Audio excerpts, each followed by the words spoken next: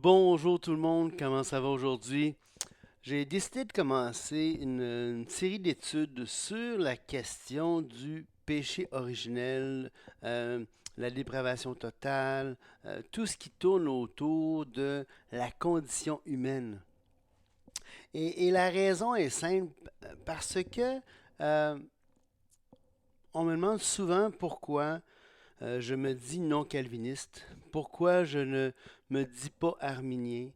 Euh, pour, quelle est ma, est-ce que je suis un pélagien? Est-ce que je suis un semi-pélagien? Qu'est-ce que je suis là, dans ma compréhension théologique de la condition humaine?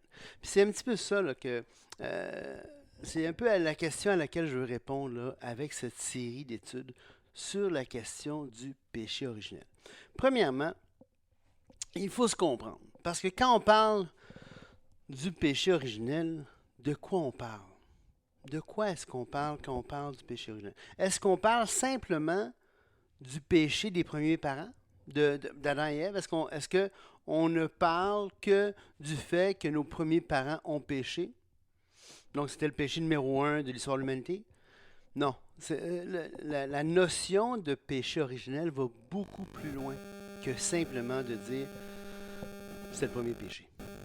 Non, il y a comme une conception, c'est un modèle théologique concernant les effets de ce premier péché sur la race humaine. Hein? Alors, c'est beaucoup plus... une conception, c'est un modèle qui est beaucoup plus important que simplement l'idée du premier péché. Il n'y a pas vraiment de tradition chrétienne, à ma connaissance, qui nie qu'Adam et Ève ont péché. Hein? Tout le monde est d'accord qu'il y a eu un premier péché. Il y en a plein, ça veut dire qu'il y en a eu un moment donné, il y en a eu un premier. Et chez les humains, c'était Ève qui a croqué le fruit, puis son mari qui l'a suivi dans ça. Alors, c'est beaucoup plus grand que ça. Et donc, on va prendre le temps de se donner des définitions pour bien comprendre qu'est-ce qu'on veut dire. Alors, le péché originel, c'est en raison du péché d'Adam en Éden, Dieu a maudit tous les hommes de sorte qu'ils naissent souillés par ce péché, possédant une nature corrompue et partageant la culpabilité d'Adam. Alors, il y a plusieurs points dans ça. Il y a plusieurs éléments importants. Premièrement, Dieu a maudit tous les hommes, pas seulement le premier couple, pas seulement, il a maudit tous les hommes. Donc la conséquence, le jugement que Dieu a apporté sur le péché d'Adam et Ève, c'est de maudire tous les hommes de sorte que la conséquence de ce jugement-là, c'est que tous les hommes naissent souillés par ce péché, d'une part, que tous les hommes possèdent une nature corrompue, deuxièmement, et troisièmement, qu'ils partagent la culpabilité d'Adam. Ça veut dire que même si Tidjo était pas en Éden avec Adam et Ève, puis qu'il n'a pas croqué le fruit défendu, Dieu le déclare, il devient coupable, Tidjo devient coupable de ce péché-là avant même qu'il ait fait quoi que ce soit. Ça, là, c'est ça l'idée du péché originel. Et comme on va voir dans la suite de notre étude, cette idée-là remonte à Augustin. C'est Augustin qui est l'innovateur en matière de modèle anthropologique sur le péché. Hein. Il va introduire ça dans l'Église. Avant lui, c'est inconnu.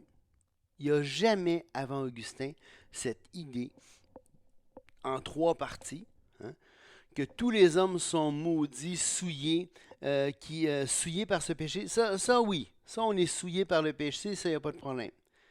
Possédant une nature corrompue, là encore là, ça vacille. On peut jouer sur les mots. Mais partageant la culpabilité, ça aucun. OK? Mais la notion de péché originel va beaucoup plus loin que simplement ces trois propositions-là, ces trois idées-là. On va le développer encore plus. Développé dans les écrits d'Augustin, il soutint que cette tâche sur l'humanité devait, il manque un V, être définie comme concupiscence, un désir sexuel abject. De fait, le péché est une maladie sexuellement transmissible, et en tant que tel, tous les hommes sont nés avec leur volonté, leur esprit et leur corps corrompus et méritant la colère de Dieu. OK? Parce que pour Augustin, la concupiscence, ce désir abject, sexuel presque, parce que c'est souvent dans le contexte sexuel, et dans les écrits d'Augustin, dans ses confessions, on le voit, Augustin, euh, il était vraiment attiré par la chose, et ça va le hanter, et ça va vraiment informer une grande partie de sa compréhension du péché originel, cette idée-là. Et il va voir ça vraiment comme une maladie transmise sexuellement. Les mots sont forts, évidemment. C'est pas les termes qu'il va utiliser, mais c'est vraiment cette idée-là que quand le couple euh, ont une relation sexuelle, quand le couple procrée, eh bien, le désir est mauvais, ce désir sexuel, cette concupiscence est mauvaise, mais ça produit quelque chose de bon, ça veut dire que ça produit un enfant, mais l'enfant est mal, parce que il est taché de ce péché originel. Et en tant que tel, donc, tous les hommes sont nés avec leur volonté, leur esprit et leur corps corrompus et méritant la colère de Dieu. Ça veut dire qu'avant de faire quoi que ce soit, avant, avant d'avoir fait quoi que ce soit, la personne qui naît, elle naît avec un esprit, un corps et une volonté qui est corrompue, et il naît dans un état où il mérite d'ores et déjà la colère de Dieu. Donc, dans cette conception-là, on va dire que le péché est ontologique. Ça veut dire quoi? Ça veut dire que c'est la nature de l'être humain qui est péché. C'est elle qui mérite. C'est pas ce que je fais nécessairement, c'est la nature qui est mal, qui est pécheresse. OK? Et là, on amène la notion de dépravation totale parce que l'idée, quand on va dire est-ce que tu crois au péché originel, dans le fond, ce qui est caché derrière ça, c'est pas si je crois, comme je disais tout à l'heure, au premier péché, mais c'est si je crois à la dépravation totale. Et la dépravation totale, encore là, il faut définir les termes, parce qu'il est courant dans le christianisme, dans toutes les grandes traditions, de parler d'une certaine dépravation chez l'être humain. L'être humain est déchu. On va parler d'une déchéance. L'être humain est déchu de son premier état. Et ça, pas mal toutes les grandes traditions, et je suis d'accord avec ça, on n'est pas en train de... il y a un changement entre avant et après la chute. Il y a beaucoup de changements qui se font chez l'être humain, dans l'être humain. Il y a beaucoup de changements qui s'opèrent, hein, dans la nature aussi. On voit que bon, ils étaient nus. Là, après ça, ils ont honte de leur nudité. La terre est maudite. Donc là, Adam et Ève vont devoir travailler à la sueur de leur front. Alors, il y a des conséquences énormes à ça. Puis on va les développer un peu plus tard. Mais on va regarder un petit peu là, cette idée de dépravation totale que Augustin a inauguré, a amené dans la compréhension du christianisme, de la condition humaine, et qui va être repris beaucoup plus tard par Calvin, par Luther, qui va être repris même par les arméniens classiques et même par les arméniens plus modernes, où ils comprennent essentiellement l'être humain dans le sens de cette dépravation totale-là. OK? Et ça, c'est intéressant. Donc, l'implication logique de la doctrine du péché originel, on la retrouve énoncée dans les écrits de plusieurs réformateurs.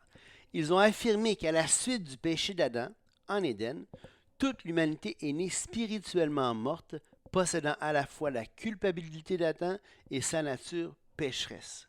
Elle a pour conséquence que l'intellect, la volonté, le corps et l'esprit de l'homme sont si corrompus qu'ils ne peuvent pas chercher Dieu. ni réclamer son aide, à moins qu'il ne soit d'abord sauvé et régénéré, qu'il ne reçoive le don de la foi et un nouveau cœur et un nouvel esprit. Alors, l'être humain est à ce point loin de Dieu, et ça, c'est dans le calvinisme, c'est vraiment littéralement ça qu'on voit, est à ce point loin de Dieu que l'être humain ne peut même pas répondre à Dieu, ne peut pas répondre à l'Évangile, ne peut pas demander de l'aide à Dieu. Il ne peut rien faire à ce niveau-là pour tenter de réclamer l'aide de Dieu. La différence avec les Arminiens sont d'accord essentiellement avec ça, sauf pour la suite, c'est que Dieu, par ce qu'ils appellent une grâce prévenante, une idée qui a été importée du catholicisme, ni plus ni moins, modifiée soit, mais importée quand même, par une grâce prévenante, Dieu va, dans l'arminianisme classique, il va ni plus ni moins que régénérer partiellement la personne. Ça veut dire, il va faire naître de nouveau partiellement la personne pour qu'elle puisse répondre au message de l'Évangile. Alors que chez les augustiniens vraiment stricts, là, comme les calvinistes, voire même certains luthériens, la personne est incapable, donc Dieu doit soit régénérer la personne, soit opérer une œuvre spéciale dans l'être humain pour que l'être humain, d'une manière ou d'une autre, puisse répondre à l'Évangile. Et sans ce que les calvinistes appellent cette grâce irrésistible, alors on voit le sens que pour les arminiens, la grâce, elle fait une œuvre partielle pour que l'être humain soit libre d'accepter ou de rejeter l'Évangile. Pour les calvinistes, la grâce, elle est irrésistible. Alors, Dieu ne fait rien pour le réprouver, Dieu ne fait rien pour celui qui n'est pas élu, mais il va faire pour celui qui est élu. Et la personne élue n'a pas d'autre choix que, parce qu'elle n'a pas le choix, parce que sa volonté, elle est transformée. Hein? Il ne veut même plus. Donc là, il n'y a pas d'autre choix que de crier à l'aide et de demander et de croire au Seigneur Jésus. Donc, dans le calvinisme plus strict, la régénération précède la foi. Donc, tu es né de nouveau et après ça, tu peux croire. Ensuite, dans le calvinisme plus modéré, là, ils ne disent pas que tu es né, que tu es régénéré avant de croire, mais Dieu fait une œuvre irrésistible tout de même pour que tu puisses croire et après ça être régénéré. Chez les Arminiens, ben là, c'est cette grâce prévenante qui va agir. Les modèles sont différents. Parfois, ils agissent sur tout le monde. Cette régénération partielle s'effectue sur tout le monde et tout le monde peut accepter ou choisir. Parfois, c'est à la pièce que quand l'Évangile est présenté à quelqu'un, Dieu envoie une grâce prévenante que la personne peut oui ou non accepter. Parfois, dans certains modèles, c'est lors de la chute en Adam et Ève que Dieu a empêché par cette grâce prévenante l'être humain de tomber à ce point tel qu'il était complètement déchu, ne pouvant pas répondre. Alors il y a plusieurs modèles là, chez les Arminiens et l'idée c'est de préserver cette capacité de répondre à l'Évangile chez l'être humain. Mais le modèle, excusez-moi, le modèle est essentiellement le même au départ, c'est-à-dire que de nature, l'être humain est incapable de répondre à Dieu. Incapable de répondre à l'Évangile, incapable de se tourner vers Dieu, incapable de faire quoi que ce soit qui soit réellement bon.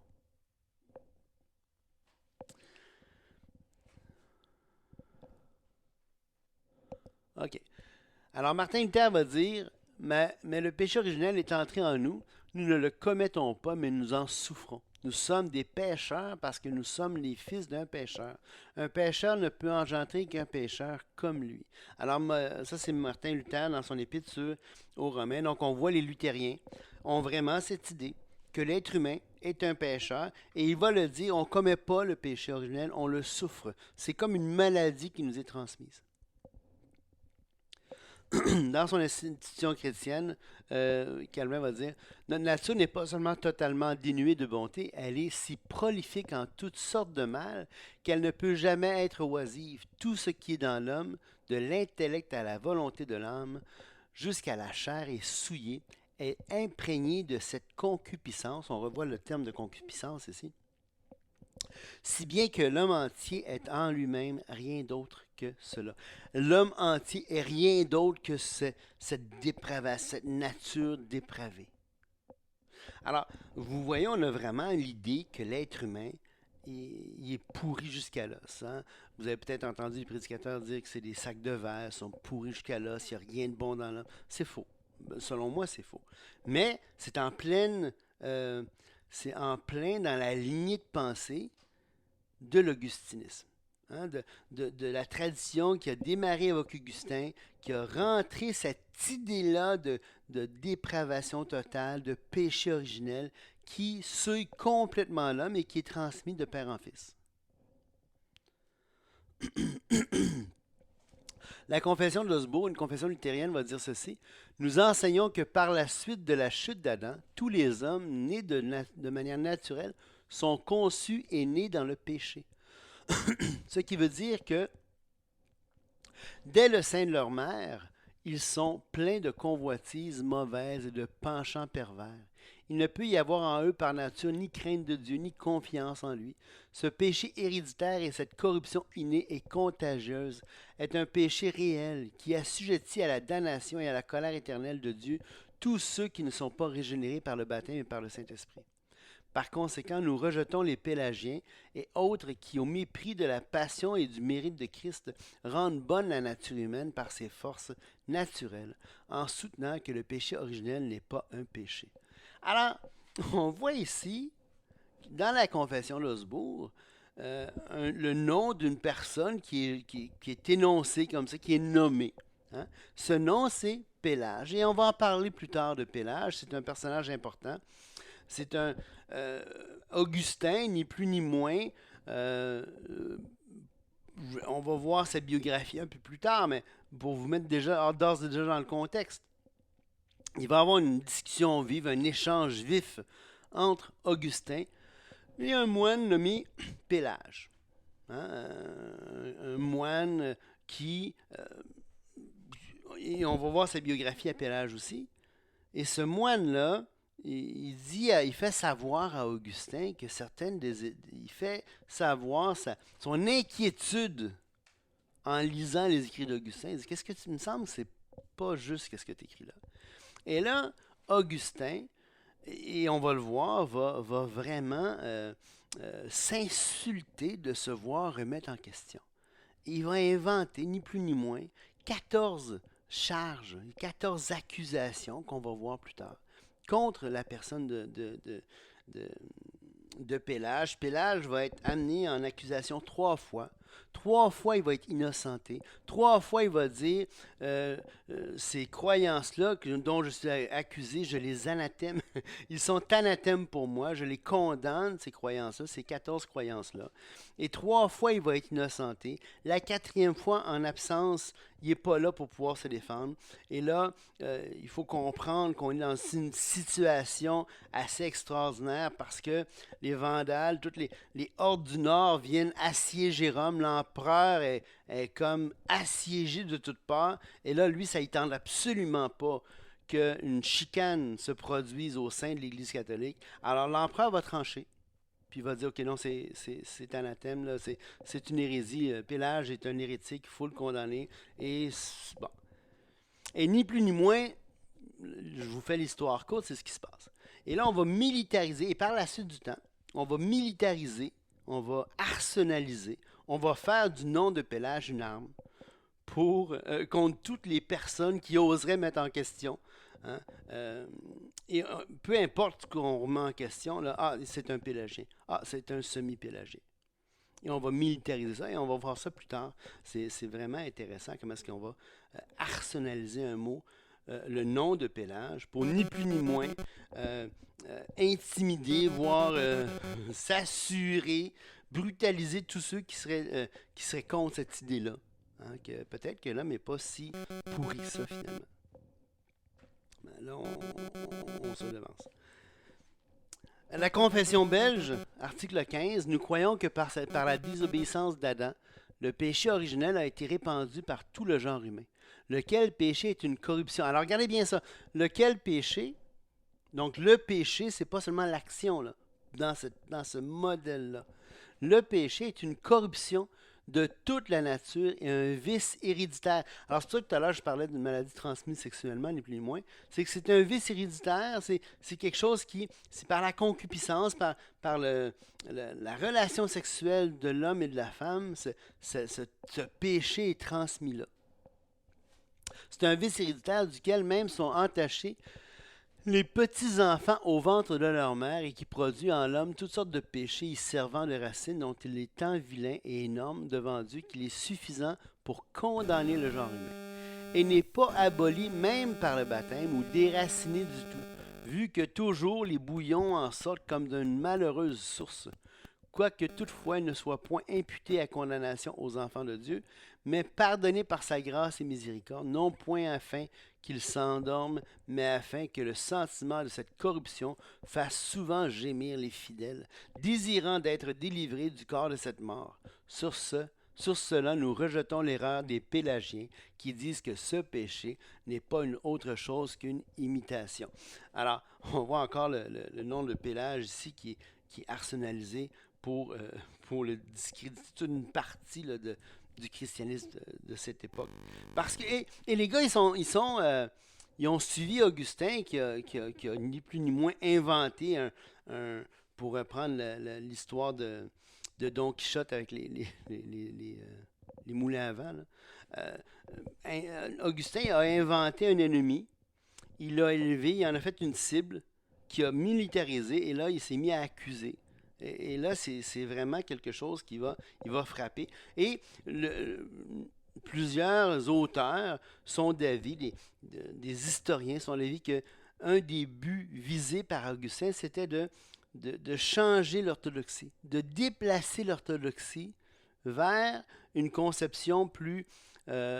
parce qu'Augustin semble retourner vers ses anciens amours, semble retourner vers son manichéisme, son néoplatonisme. Il retourne vers ça et il va déplacer l'orthodoxie pour incorporer ça dans l'Église. Et ça a fonctionné. Ça a fonctionné vraiment bien d'ailleurs. Ève, la première, puis Adam furent séduits. Ils commirent volontairement, et ça c'est la Confession baptiste de Londres de 1644, ils commirent volontairement en toute connaissance de cause une désobéissance transgressant le commandement de leur grand Créateur. Pour cette raison, la mort atteignit tous les hommes, régnant sur tous, si bien que depuis la chute, tous sont pécheurs dès leur conception et naissent dans l'iniquité, étant par nature des enfants de colère, asservis au péché, sujets à la mort et à toutes les autres calamités à cause du péché qui est dans ce monde. Confession baptiste de 1644, article 4. L'idée, là, pourquoi je vous donne toutes ces confessions, ces citations, c'est que je veux vraiment asseoir la discussion qu'on va avoir dans cette série sur cette notion de péché originel, que ce n'est pas seulement l'idée que les premiers parents ont péché et que ça a eu des conséquences.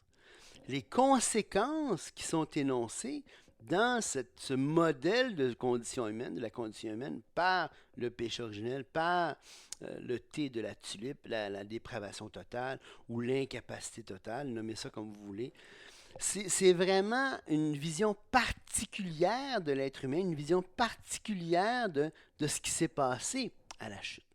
Hein. Et c'est une vision qui est propre à l'Occident chrétien et l'Occident augustinien chrétien. On ne voit pas du tout ça en Orient parce que les églises d'Orient n'ont pas suivi Augustin. Même s'ils trouvent que c'est un homme à bien des égards important à l'histoire de l'Église, ils vont déclarer plusieurs de ses enseignements comme étant hérétiques en Orient. Et ils sont contre cette idée de péché originel. D'ailleurs, l'Église grecque orthodoxe, par exemple, va parler du péché ancestral et les conséquences du péché ancestral. Mais ça, on va y revenir plus tard. Mais tout ça pour vous dire que je veux vraiment qu'on comprenne que quand on parle du péché originel ou du péché original, comme on va entendre souvent dire, même moi souvent je me trompe, vous allez m'entendre le dire, parce qu'en anglais c'est original sin, avec un A plutôt qu'un E. En français, le terme c'est originel, mais on entend souvent parler du péché original. Mais ça ne fait pas simplement référence au premier péché. OK? La fameuse Confession baptiste de Londres de 1689, qui est souvent tatouée hein, par les calvinistes, les baptistes calvinistes qui trouvent, qui sont amoureux de cette confession.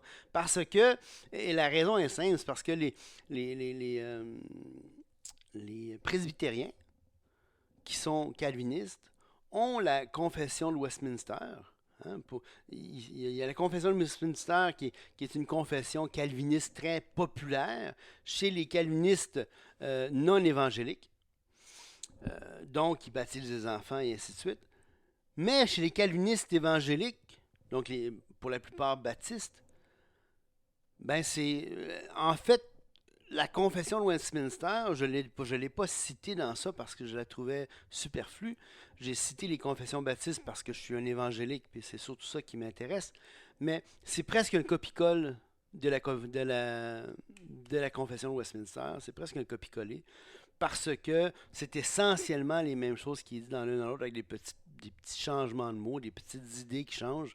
Mais c'est essentiellement un copie-colle de la confession de Westminster adaptée dans une conception évangélique où est-ce que on fait pas le baptême des enfants. Hein, c'est pas un baptême qu'on pratique, c'est un baptême des adultes. Alors, mais essentiellement, c'est un copie-colle. Alors, la Confession baptiste de Londres va dire, puisque donc nos premiers parents étaient la souche du genre humain, et par le vouloir de Dieu, ils représentaient toute l'humanité, la culpabilité du péché a donc été imputée et la nature corrompue a été transmise par eux à toute leur postérité, par le processus normal de la génération. Leurs descendants sont maintenant conçus dans le péché et sont par nature des enfants de colère, des serviteurs du péché, assujettis à la mort et à toutes sortes de misères spirituelles, temporelles et éternelles, à moins que le Seigneur Jésus ne les libère. Et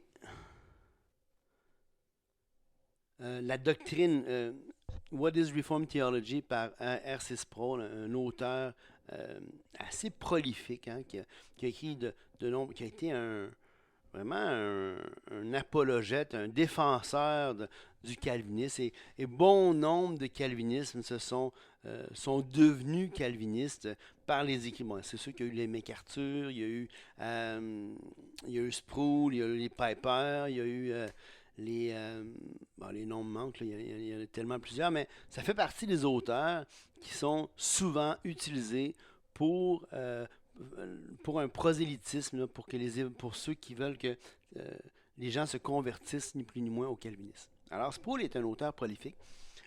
C'est un apologète aussi, il a écrit des belles choses en apologétique, mais en termes de calvinisme, là, on va lire ici ce qu'il dit. La doctrine de la dépravation totale décrit et définit une vision particulière du péché originel qui trouve ses racines dans l'enseignement de saint Augustin. Augustin était le saint patron du monastère où Martin Luther a été élevé dans la foi et où il a enseigné à Wittenberg. Luther était un moine augustinien. Augustin était également le mentor le plus vénéré de Jean Calvin, de sorte que la pensée d'Augustin a eu une énorme influence sur l'élaboration de la doctrine de la réforme protestante. Alors, on voit que la réforme protestante augustinienne, il faut le mentionner, il faut le dire, parce qu'il n'y a pas seulement eu une réforme augustinienne, il y a aussi une réforme non augustinienne. Et ça, on a tendance à l'oublier. Mais ici, avez-vous vu ce que Sproul va dire? Et il est honnête, Sproul, quand il va dire ça. Il va dire la doctrine de la dépravation totale décrit et définit la vision particulière du péché originel, qui trouve ses racines pas dans les pères de l'Église avant Augustin, pas même dans le Nouveau Testament, qui trouve ses racines chez saint Augustin.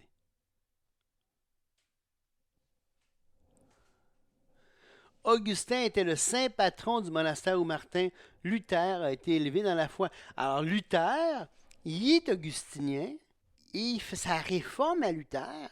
C'est pas de retourner à l'Église primitive, c'est de retourner à Augustin.